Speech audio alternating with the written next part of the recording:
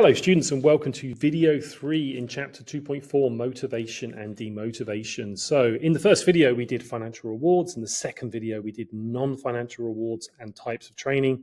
In this video we're going to cover these three motivation theories. This red line here indicates that everything above the line is SL and anything below the line is HL. So if you're an SL student, then this video basically finishes 2.4. If you're HL, you've got another 2 videos coming up. So in this video and the next video, if you're doing HL as well, we're going to look at 6 theories created by people that try to explain why people, especially employees at work, are motivated or demotivated. So I think it's actually quite an interesting part of the syllabus because we're talking about, well, why are people motivated in what they do? And so in this video, we're going to look at Taylor, Maslow, and Hertzberg. In the next video, and again, these are only HL theories, we're going to look at McClellan, Deci, and Ryan, and equity and expectancy theory. This is actually 2 different theories. So it's actually 7 theories that we need to know if you're HL. So let's do the first theory, which is Taylor's motivation theory, which is the crux of this theory is that people are motivated by money.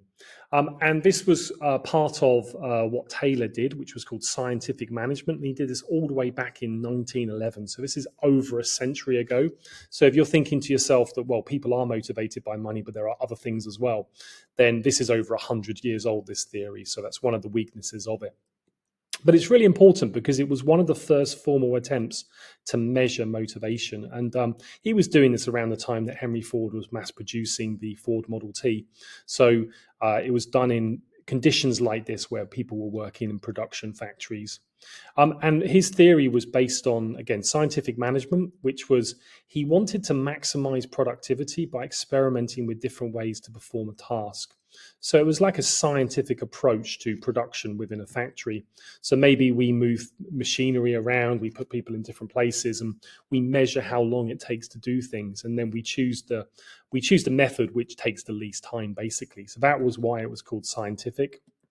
And he believed in this thing called the economic man, where man or a person, if you like, in this situation, is solely motivated by money. And therefore, we should pay people that is linked directly to output. So this would be a piece rate system. So if I just move my head, you can see that one of the key things that he recommended was using a piece rate system, which if you remember from video 1, this was saying that people's financial reward is linked to how much they produce. So the more they produce, then the more money they get. And this links to Taylor's perfectly because he was saying that people are motivated by money. So therefore, to get people to produce the most, we pay them according to how much they produce. So clearly, I think this is not as relevant today. I think go back 100 years ago when most white collar jobs were factory jobs, if you like, then this would be more relevant back then. But these days, it is still relevant to some extent. People still work in factories and produce things. So in those situations, perhaps it's more relevant. But it's important. It's in the syllabus because it's one of the first attempts to measure and improve motivation. So the next motivation theory is Maslow, which builds on Taylor's theory. And he created something called the hierarchy of needs. And this was done in 1943 by Abraham Maslow. His picture is down there. And his theory was based on the fact that we're motivated by what we need, and our actions are then dependent on those needs. And after a need has been satisfied, it no longer motivates us. So he created this pyramid. And basically, there are 5 levels of needs. So at the bottom, we've got physiological needs. So this is things like food, water. So these are the basic things that we need to survive. And therefore, basic is the first 2 levels. So above 5 physiological needs, you've got safety needs. So then people need to feel safe and secure. Then when we've achieved these 2, then we can move up to higher levels, such as belonging and love, where we want to have intimate relationships and friends. And above that, we've got esteem needs, which is prestige and a feeling of accomplishment. And then if we get all the way up there, the top is called self-actualization, which is achieving one's full potential. And you can see here that Taylor was very much talking about these first 2 needs. So if people have enough money, then their physiological and their safety needs will be satisfied. And Maslow said that once all needs on a level have been satisfied, then we start to aim for the needs at the next level. So here you can see that if, as like we said with Taylor, if we satisfy the employee needs at these two levels, then people start to look for higher levels in the hierarchy. And so you can clearly see this went beyond Taylor, because Taylor was mostly focused on money. And some of the problems with the theory are that not everyone moves up the pyramid systematically. So not everyone's going to have these 5 levels of needs. Some people are going to prioritize some needs over others. And so we can't necessarily say that everyone moves up according to these. And also, what does self-actualization actually mean? What does achieving one's full potential? I don't know what that means myself, but I think it's more of an idea, if you like. Okay, let's move on to the final one from this video, and this is my personal favorite. This is Hertzberg's motivation theory, and this was developed by Friedrich Herzberg in 1959. It's called Hertzberg's two-factor theory or motivation hygiene theory. There are other names for it as well, but those are the main two. And his theory was based on 2 factors. He talked about motivating factors, which motivate when present, and what's called hygiene factors, which are also called demotivators. And these demotivate when absent. We've got a double negative there, but I'm going to give you some examples and hopefully it'll make more sense. I'll just move my head again. So let's firstly look at the motivating factors.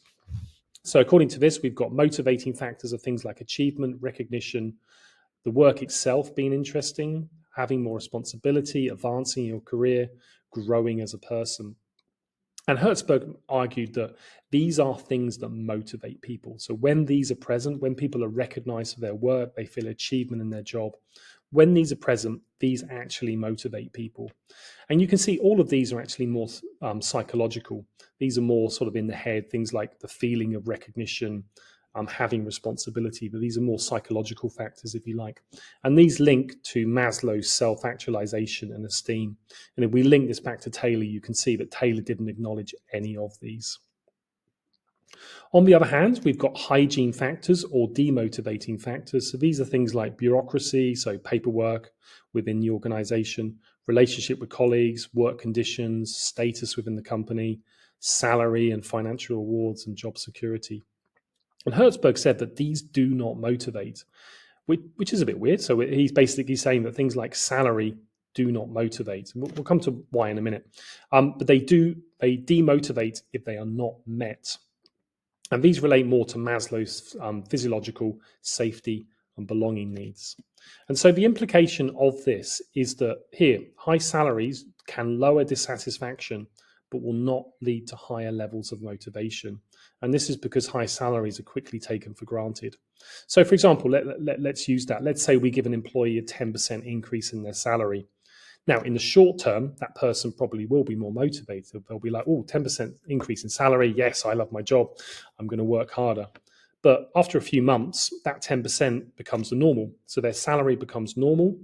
And they take that salary for granted. And what do they want now? They want another 10% increase in salary. Now, when they get that next 10%, yes, maybe there's a short-term boost in motivation.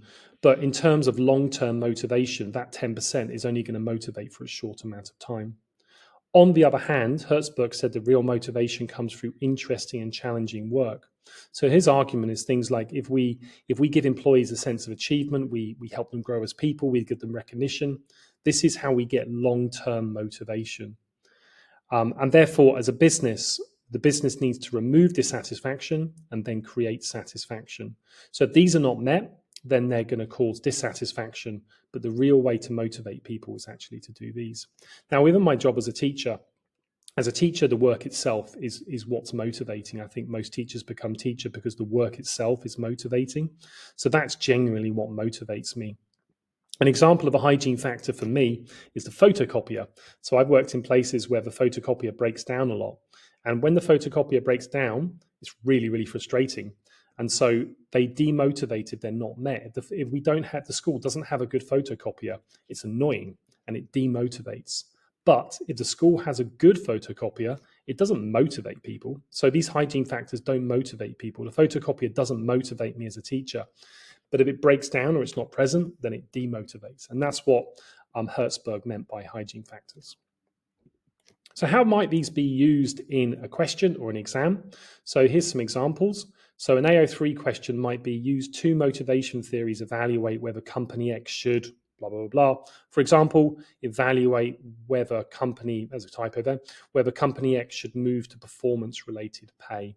And so what you would do is you would evaluate this using the AO3 skills. Have a look at the AO3 skills video if you want to learn more about that. But then we need to use two of those motivation theories. An AO2 question might be using one of the theories, such as Maslow explain why company X, blah, blah, blah, blah. For example, use Maslow's theory, explain two advantages of company X using more team working. And the general goal is that you need to know the theories so that you can use them in the AO2 and AO3 answers, especially the AO3 answers. And I think that the motivation theories are one of the more difficult AO3 questions. So to give an example, I've kind of briefly answered that AO2 question. So using Maslow's theory, AO2, explain two advantages of company X using team working. Now, we don't have a case study here, so I can't go into depth about how we answer this. But team working clearly is going to belong to belonging and love needs because we've got friends. So you could say that one of the first advantages is it targets Maslow's third level on the hierarchy of improved belonging needs for employees, and potentially esteem needs. So if we've got team working, then it's likely there's going to be team leaders. And so therefore, team leaders are going to have that prestige feeling. So if you were doing this question, that would be the two advantages that I'd probably want to be talking about. But again, we need the case study so that we can then have a link to the case study. And obviously you need to peel the answers. Have a look at the AO2 video if you want more details about that. All right, we are now done with those three motivation theories. SL students, you are done. HL students, you have two more videos which are coming up. See you then.